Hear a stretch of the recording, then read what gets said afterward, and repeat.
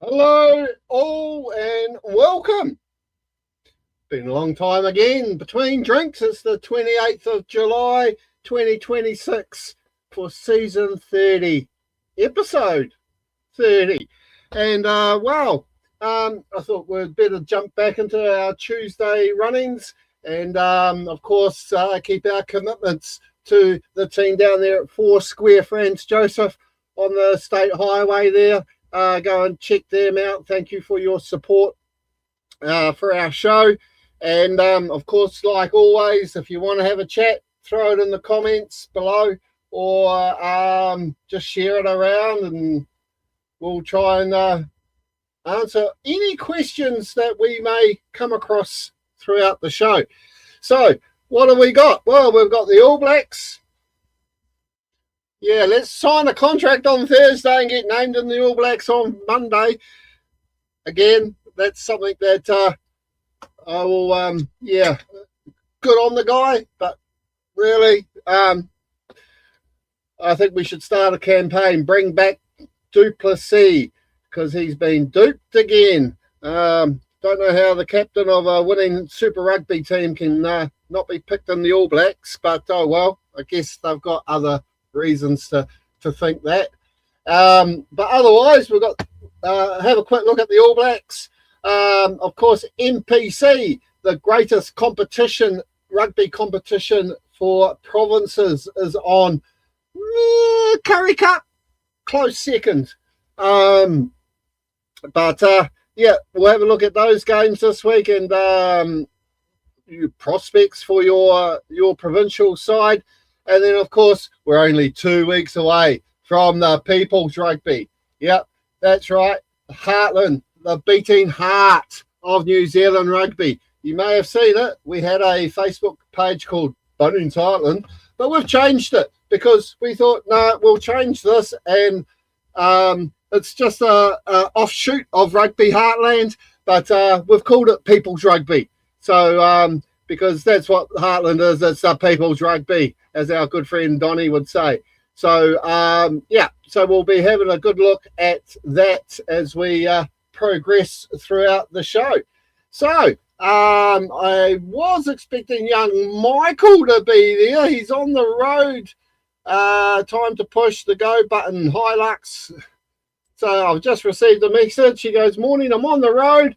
That's okay. You said 12 o'clock. I said, okay, so that's all right. I can do the show by my lonesome. So we basically, oops, don't know why that was there. Where are we? Where's my comments? Where's my banners? See, take a couple of weeks off and you forget where all your buttons are. So we'll just jump straight into it. And as I said, we do have the... what do you call it? The rugby. We do have the All Blacks. And of course, you know, I suppose we have to take a quick squiz at how they've gone so far this year. Great win against the French there down in Christchurch. Demolished the Italians in the second half, remind you that, because it was still pretty tight at half time there. What was it? 14-12. And then a big game against the Irish, who just really didn't show up.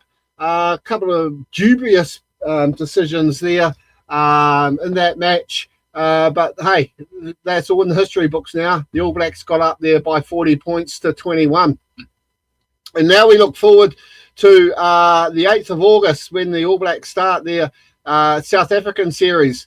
And yeah, if it looks familiar, sure, it's called the greatest rivalry and all that. But if you take away the word All Blacks and you add the word British and Irish Lions, it's a British and Irish Lions tour, but with the All Blacks. Same same format, same... Oopsie daisy, what did I just do then? Same format and everything like that.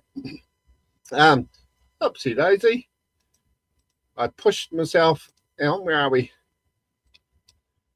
Oh, don't you just like doing stuff live? There we go.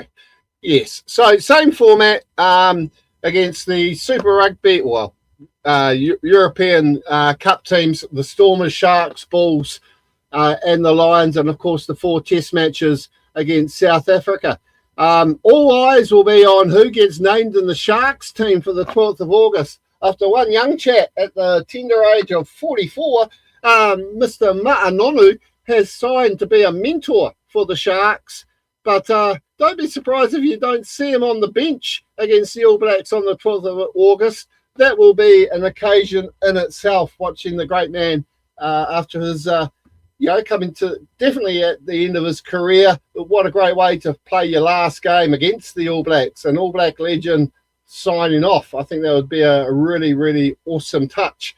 And of course, the first test is on the 23rd of August, so we're still, a month away from that. So plenty of time for players to make their decisions and test side and all that. Rennie has said that Beauden Barrett will start against the Stormers, so at least he gets a game after 2 months of not playing. So good on him. So that's what we've got to look forward to. And then, of course, later we've got the Bledisloe Cup games. First one up there in Eden Park on the 10th of October, and then over in Sydney on the 17th of October. And then, of course, it all rounds out at the end of year tour, where the All Blacks will play Scotland, Wales and England in the Nations Championship. And, of course, whoever finishes top there in the Southern Hemisphere will play the top team from the North. So at the moment, South Africa have got that, but they've had some huge wins. So expect some big scores against maybe Scotland and Wales. Scotland aren't that easy to beat easily now. Wales should be. And England, well, that depends on what English team runs out on the field at Twickenham on the 22nd of November. So, so that's the All Blacks, basically. Congratulations to the new guys that have made the squad. I'll just see if I can get out of that so I can bring up the important stuff. Hang on, we got a comment coming through. Fizz in the Burton, you betcha. Okay.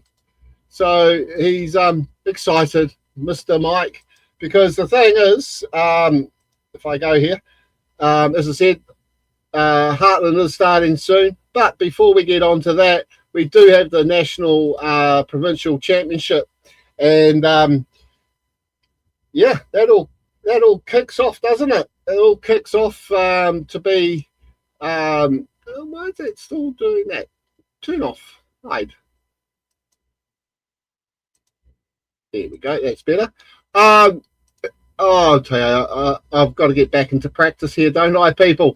So the National Provincial Championship all kicks off this week. But last weekend, of course, we had all the pre-season matches being played. And, of course, some huge scores there. We had the Ranfurly Shield over there at Molyneux Park in Alexandra. And our virtual video engine picked a score of 62-10. So we were quite happy with the scoreline of 78-14. At least we had Mid-Canterbury getting 2 tries in that. So keep an eye out for other virtual games that will post up in the coming months, I suppose you could say. North Harbour got a good win over Northland, who are looking pretty strong this year, but 31-19 to North Harbour up there on the North Shore. Great win for them. Auckland and Bay of Plenty went head-to-head. Bay of Plenty wearing white, Auckland wearing orange. Okay, more money for the merchandisers, I suppose. But Bay of Plenty, it was a very free-flowing game. Did enjoy watching it, and of course the call from Pat Ray and company from local Gecko. But the scoreline there, 36-31, shows both of these teams are willing to throw the ball around. Then we had Counties. They were hosting Southland in a very bizarre pre-season game. You know, a long way to go for just a hit out. But Southland, at least they got a few points on the board, but Counties were looking strong there, 45-26.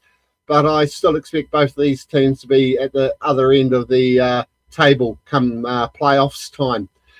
Taranaki, terrible conditions up there in the Naki, but they got up 21-14 over the Lions, who had a great performance there from Kirifi. But it was like, oh my God, it was, I don't know. The conditions played a lot in that game. The live feed was atrocious, kept on buffering out. They have loaded up another copy of that video. So if you want to watch the game uninterrupted, that's available on the Taranaki Facebook page. But otherwise, Taranaki 21, the Lions 14. Read not much into it. And then, of course, Canterbury with their new logo, well, an upgraded logo, took on their neighbours Tasman up there in Blenheim and got away with a tight 31-26 scoreline. So, as we then head into round one of the MPC, I'm not being paid by Toyota, so I'm not going to say their name of the championship. I'll just call it the MPC, unless they want to contact me, of course. But it all kicks off on Thursday night with basically a dart. Well, there's a couple of big derby games on here this weekend. But on Thursday night at 7 o'clock, 10 past 7. Don't know why they do that, but oh well. Waikato take on the Bay of Plenty. Waikato announcing their new coaching team, including one Aaron Cruden. So he must have hung up the boots, unless he's going to put his boots on, that is. But Aaron Cruden's Waikato take on Bay of Plenty at FMG Stadium. Okay, so I'm going to be having to do all the picks myself today. So let's have a thinks. Waikato have been a bit quiet in the preseason. Bay of Plenty have had a couple of good hit-outs. If I was going to pick a winner here, I'm going to go Bay of Plenty. I'm going to go the Steamers to upset Waikato at home. Mainly because they had a good hit-out last weekend against the Aucklanders. And I think Bay of Plenty might cause the first big, well, I wouldn't put it ball over, but first away win of the season there at FMG in Hamilton on Thursday. On Friday, one game there from Nelson at Trafalgar Park. Always great to see Trafalgar Park on the tally, isn't it? The Mako take on the Harbour Masters from North Harbour. Tasman, man, they look strong this year, don't they? Looking at their squads. And so I'm actually going to go Tasman, and I think Tasman might win this quite easily down there in Nelson. They'll get a decent-sized crowd for a Friday night. And I'm going to go Tasman to take this out by at least, well, I'm just going to say 13 plus. Young Mike is giving me his picks. He's gone Waikato and he's gone Tasman as well. And then he's going Naki, Otago, Canterbury. There are my picks. Wow, okie dokie. If that's the case, when we do look at the next game, we've got Counties taking on Taranaki. And, well, Taranaki, as I said, couldn't read really much into that Wellington game because of the weather. Counties will be fizzing after their big win at over Southland last weekend. But being at Pukekohe, that gives them that slight advantage. So I'm actually going to go, this is an upset. I'm guessing it's paying about 5 or 6 to 1 on the tab. But I'm going to go Counties here to get up by 12 and under.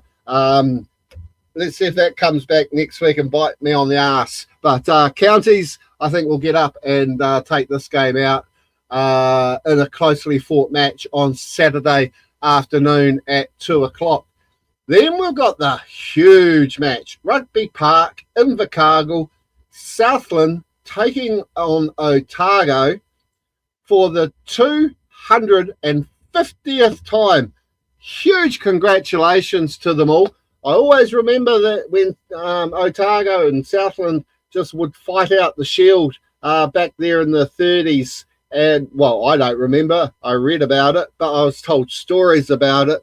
And then a little thing called World War II broke out. And they just held on to it for, 8 years, I think it was.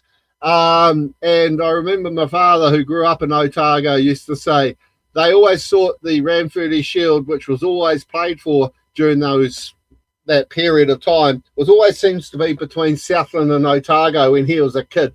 and he actually thought it was a trophy between Southland and Otago until he realised what the trophy was when they lost it to the North. But yeah, 250th game, huge celebrations there at 7 o'clock on 5 o'clock on Saturday.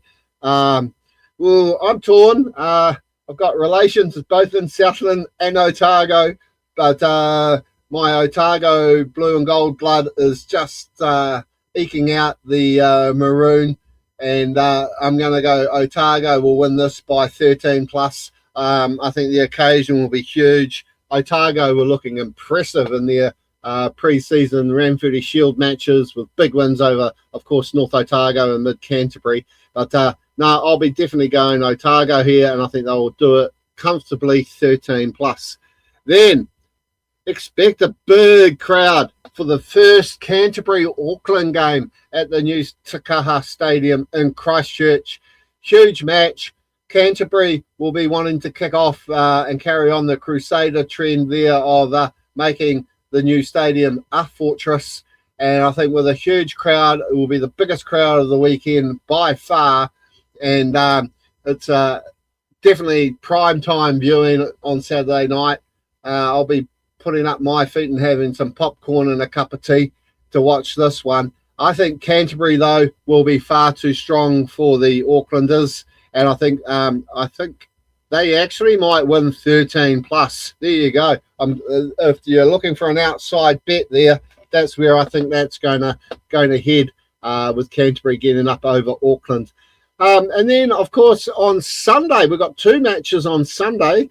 2 o'clock up there in the sunny Whangarei. We've got the Taniwha taking on the Turbos at Seminoff Stadium. And, well, Northland, Manawatu, Northland will be a bit disappointed dropping their pre-season match to whomever they played. Can't remember now off the top of my head. But Northland, I think, at home will be far too strong, and I think they'll get up over Manawatu. And I think, but this will be a tight match Sunday afternoon, and I'm going to go Northland to win this by 12 and under.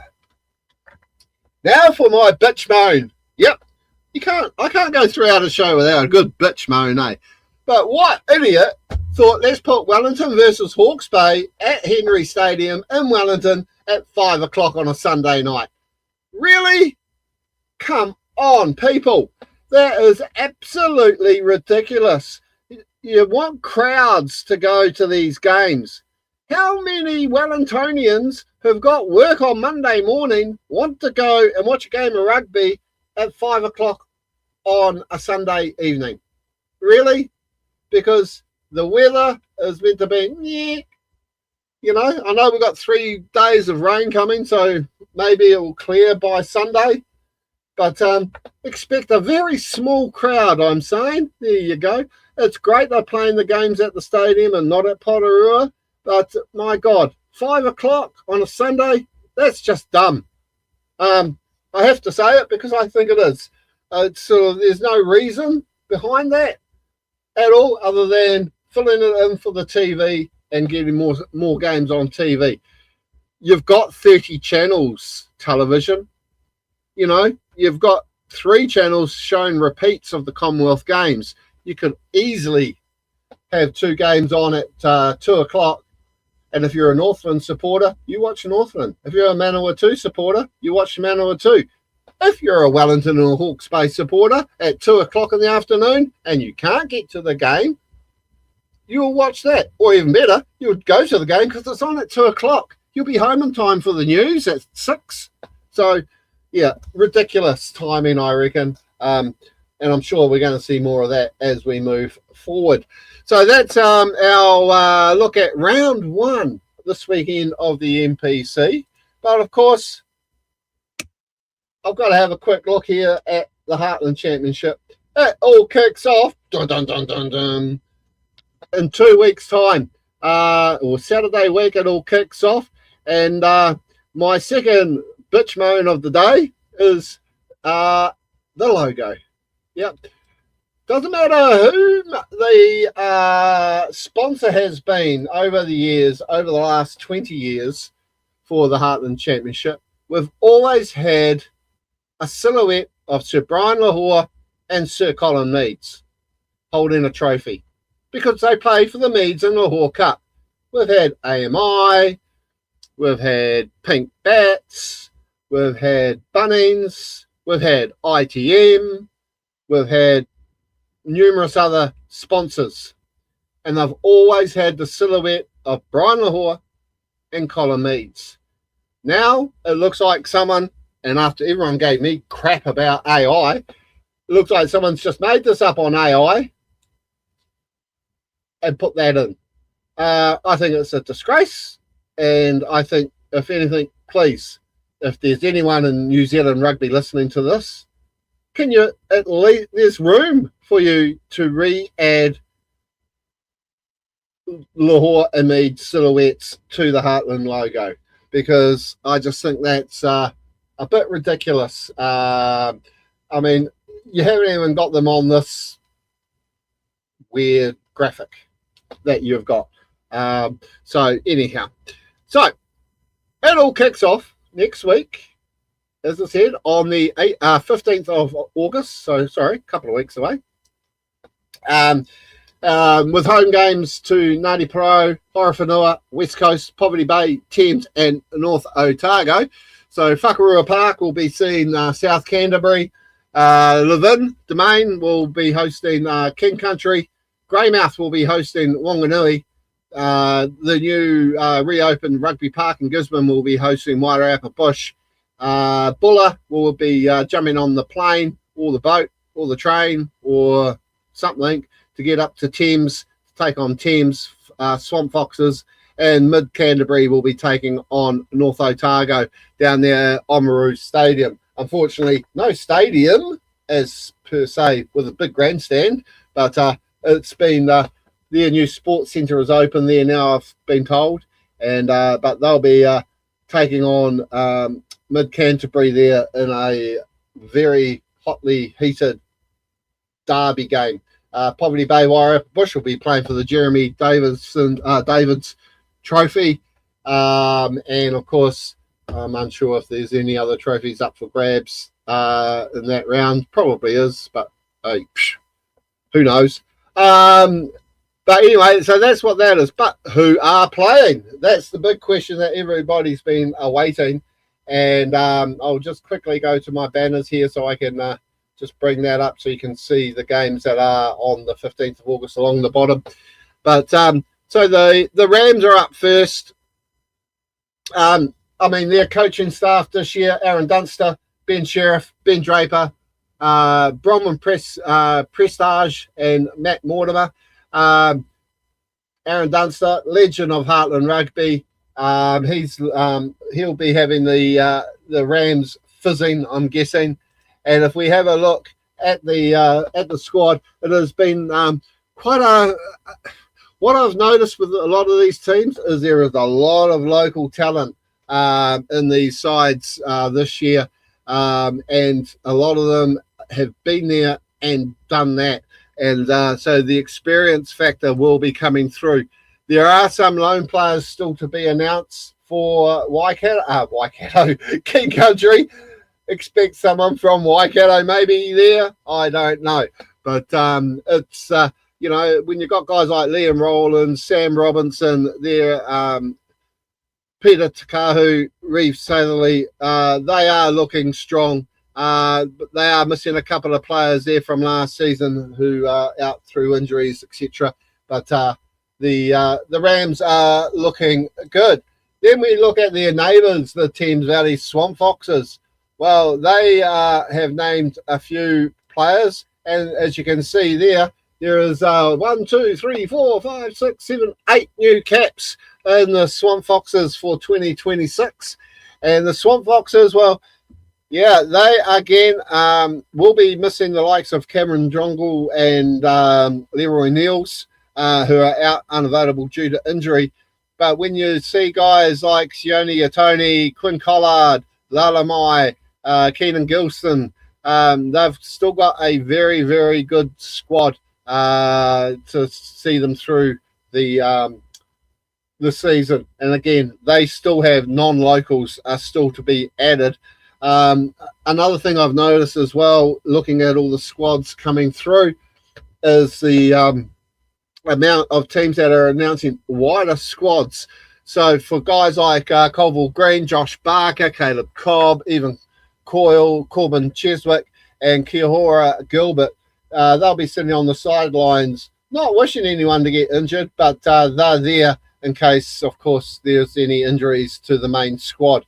Good idea, and it's a good way to get these guys used to the rhythm of playing provincial rugby for their province. So that is the Thames side. Then we go to the mighty Sky Blues of the East Coast. And now the East Coast aren't part of the Hurricanes. They are part of Bay of Plenty and the Chiefs. So it was great to see their guys being named. And the first thing I've seen there is that Joe Royal was my standout. I thought Joe had retired, but no, he's back for another year on loan from Auckland or Counties, whichever one he's affiliated with up there. But the forwards pack is looking amazingly strong. You got Tapihi Fairley, you got Will Bollingford, you got Hakarangi Tichborne, Pierre Manuel. I mean, he must be bringing out the Zimmer frame by now. But a very strong pack. And, of course, Honi Harawira is back at his spiritual home again. Jody Tuhaki. I mean, these names are just ever present now in the Ngāti Pro East Coast side. And they've got a couple of new debutants here in Hemi Hohepa and Graven Martin. So good luck to them. If we look at their backs, and again, there's the wider squad. But if you look at the backs, the first name jumped out at me there was Fletcher Carpenter, who has played for Thames Valley in the past. A very, very good player indeed, and a great signing for East Coast. And, of course, Sammy Parks will be, he's back in the business. Again, Josh Dearden will be leading them around. Only a couple of newbies there in the backs with Joe Sainer and Tipi Haira. So don't get confused with Tipi Haira from Wairarapa Bush when you hear that name pop up every now and then. But then you look at the wider squad, and they've got 8 players who could don the jersey this year, the Sky Blue. All local players, all looking at adding to that great tradition of East Coast rugby. So that's the names. Oh, and Chris Palmer, of course, he's back again for another run around the track. Their neighbours, the Poverty Bay, well, they just actually played the classical or New Zealand Classics. I'm not allowed to call them the Classic All Blacks anymore because they're not allowed to be called that. But some great names in here. They were, I thought, considering most of these guys did play against the Classics, I was a bit disappointed. I was expecting them to probably run the rings around the old fellas who are there for a drink. But Kinau Tamata, Tora Noranora, Kian Westrup, there are some guys there with the experience.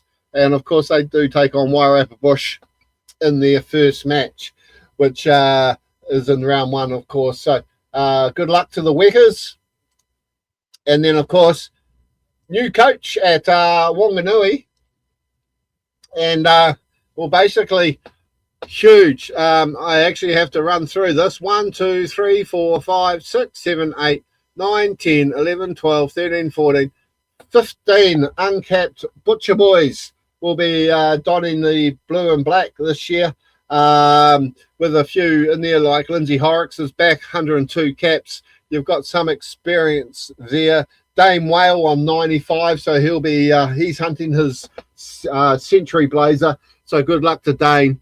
But otherwise, it's a very youthful looking Wanganui side, and I tell you, they will really be. I think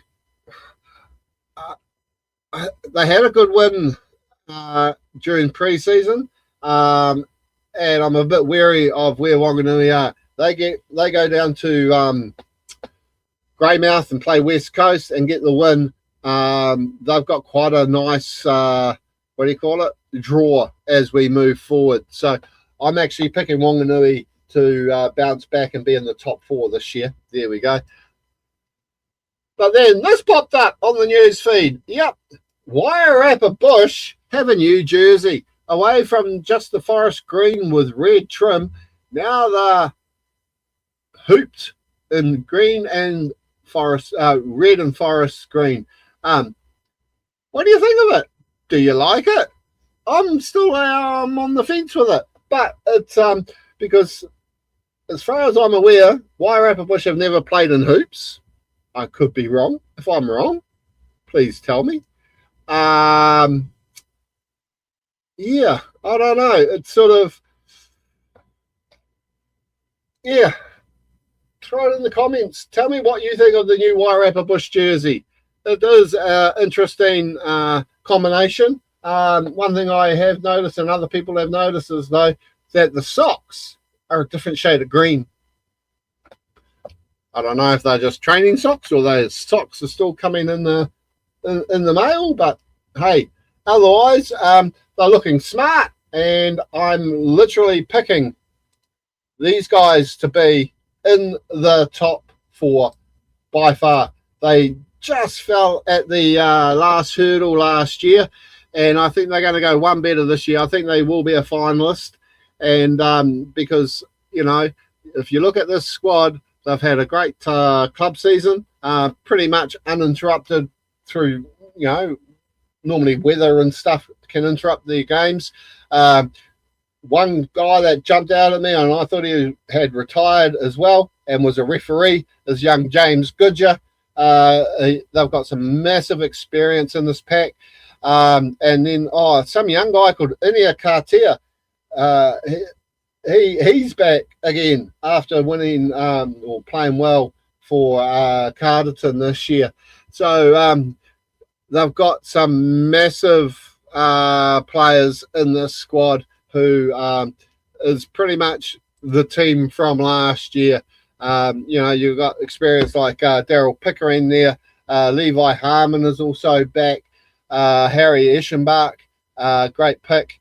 Grayson Evans, nippy guy from Greytown. So, yeah, so Jamie Williams is looking like he might have a winning squad on his hands. So, please don't let me down, Wairarapa Bush. As I said, I've got you in the finals. Their neighbours across the way, Horowhenua. Well, they've got a few debutants in themselves in the backs there. They've got Ben Harris, Ethan Woodmass, Junior Sione, and Sean Gardner. But it's pretty much a standard-looking Horowhenua side. Willie Paiawa still there, and some young chap called Khan Fituili from Foxton, who just played for the Classics last weekend, I noticed, is back again for another run around.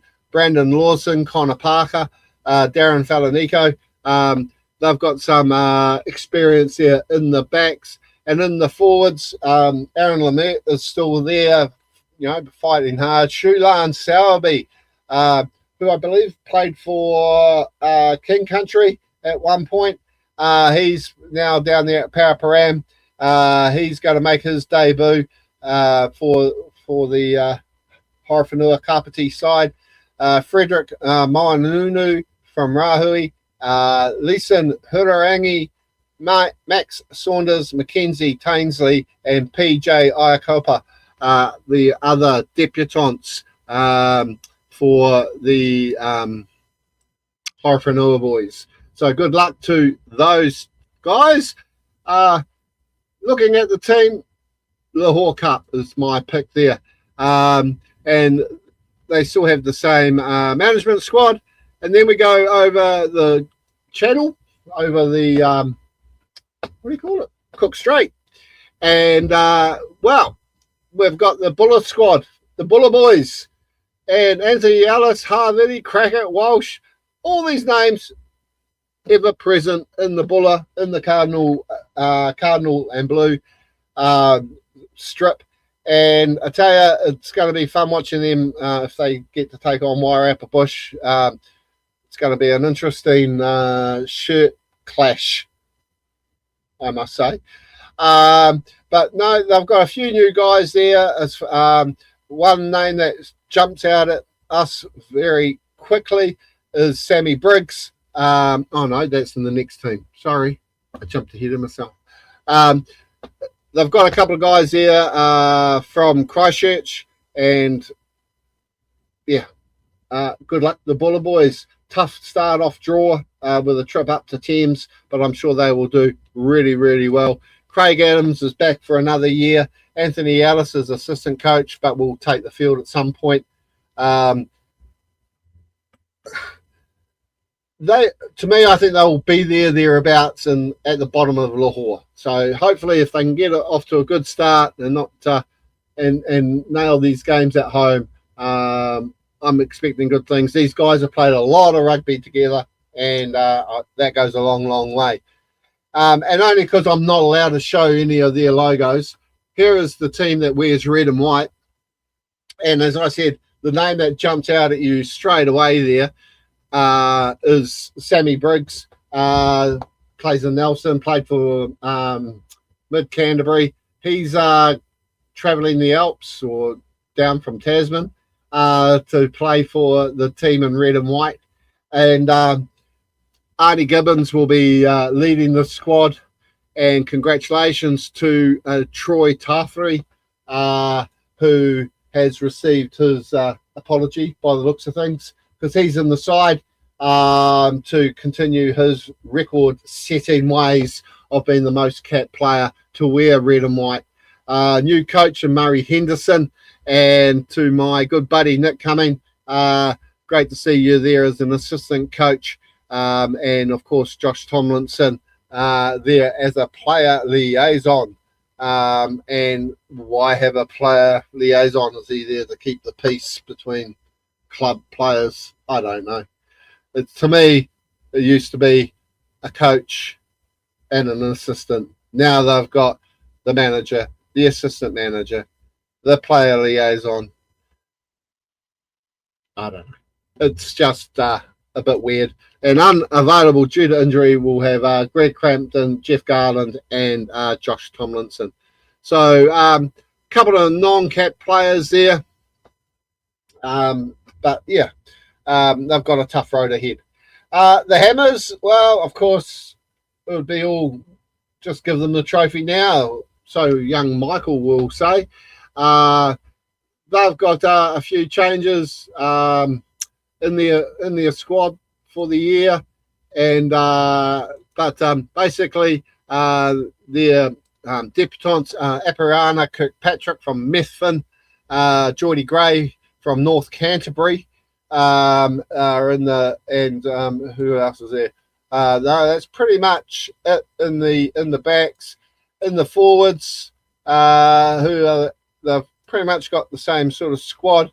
Not many difference. You've got Joshua Loader from Canterbury. So yeah, pretty much same deal as last year. And so good luck to the got you Mid Canterbury Hammers. So yeah, and then we just travel down the road again down to South Canterbury, to the newly monarched Stallions of South Canterbury. Great to see Anthony Amato literally being the only Waimate player in the squad. Daniel Minogue, I bet he gets a lot of dig, and probably belts out a good song. But Danny Minogue, Kurt Whitaker Prendeville, Sakanasi Nalasi, Sione Pangai, Zach Parkin, Caleb McNo, Corbett Tarrant, Finlay Hobson, Latu Vaino, Lotu Whakatau, Padaliso Onioni, and Tane Cordell Hull are all the debutants this year to put it on the black and green. A lot of players from Temuka there, a lot of players from Harlequins. So it's a good mixture of players there. And, of course, South Canterbury, always tough, and will be in that top 4 come the end of the season. And then we just travelled to the last team there, which is North Otago, and they will be missing their 2 Japanese imports from last year. They really helped them around the park really well, I thought, last season. And, but pretty much a interesting side. There's a couple of guys there who have travelled down from Mid-Canterbury, Corbin Agar from the Southern Club. Who else have we got here? Mac Harris, he's back from Kobe Steelers. He'll be punching a bit of above his weight there and bringing some massive experience. A few Valley guys, not as many Valley guys considering they are the new champions of North Otago, but you've got Philip Soon from Kaikorai down there in Dunedin. And I did see another Dunedin player floating around there somewhere, but I've lost him. And then they haven't got a wider squad. They've got school apprentices. So it's great to see them having Wade Smith from St. Kevin's College, Ned Newlands Carter from Waitaki Boys High School, Chase Kennedy from Waitaki Boys High School, and Kenton Tokai from St. Kevin's College. To give those young fellas the experience of being in a provincial side. I think that's quite a cool idea. Keeps the guys interested in the game. So that is the Heartland Championship. A quick look at the FPC draw. That doesn't start until the 29th of August, so we're a long way away there. New format, Tasman aren't there anymore, but we've still got the Premiership and the Championship. In the Championship this year, we've got Hawke's Bay, North Harbour, Tasman. Sorry, I meant Taranaki, not Tasman before. Tasman, Northland, Otago, and Wellington in the Championship. And in the Premiership, we've got counties Waikato, Manawatu, Bay of Plenty, Canterbury v Auckland. So that's another huge matchup there to look forward to in round 1 of the Championship.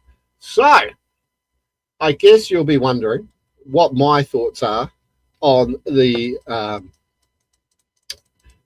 Heartlands and as we move forward. So what I will do first is I will just quickly jump back to the NPC, and my top 4 for the NPC this year are going to be a bit of a drum roll, but my top 4 are going to be Bay of Plenty, Tasman, Canterbury, and Wellington. So Wellington, Canterbury, Tasman, and Bay of Plenty are my top 4 for 2026. So 28th of July, 12:45 is when I called it. So mark it in your books. So yes, Bay of Plenty, Tasman, Canterbury, and Wellington. So that'll be interesting. Who's going to win the wooden spoon this year?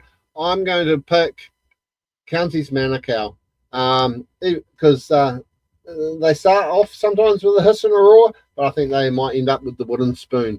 So and you don't really want to be down on that bottom part of the table, because who knows what's going to happen next year in 2027.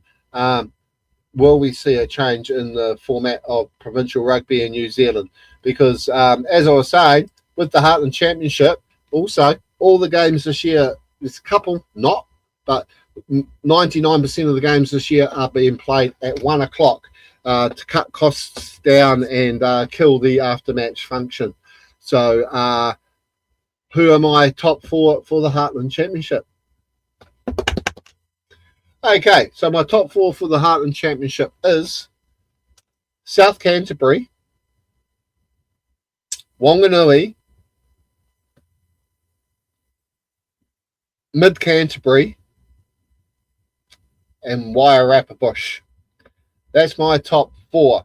For the Lahore Cup, I'm going to go Horowhenua Kapiti, Thames Valley, West Coast,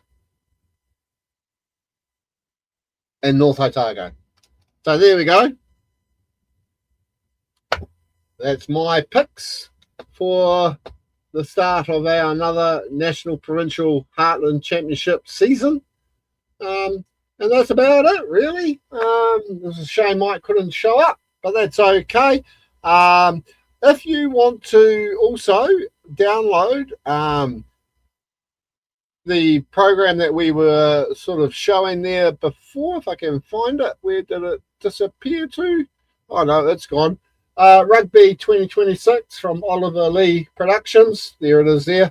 Go to oliverlee.co.nz/rugby 2026. Awesome magazine. Gives you all the breakdown for all the teams, all the draws for the Whara Palmer and All Blacks and All Black profiles and all that sort of stuff.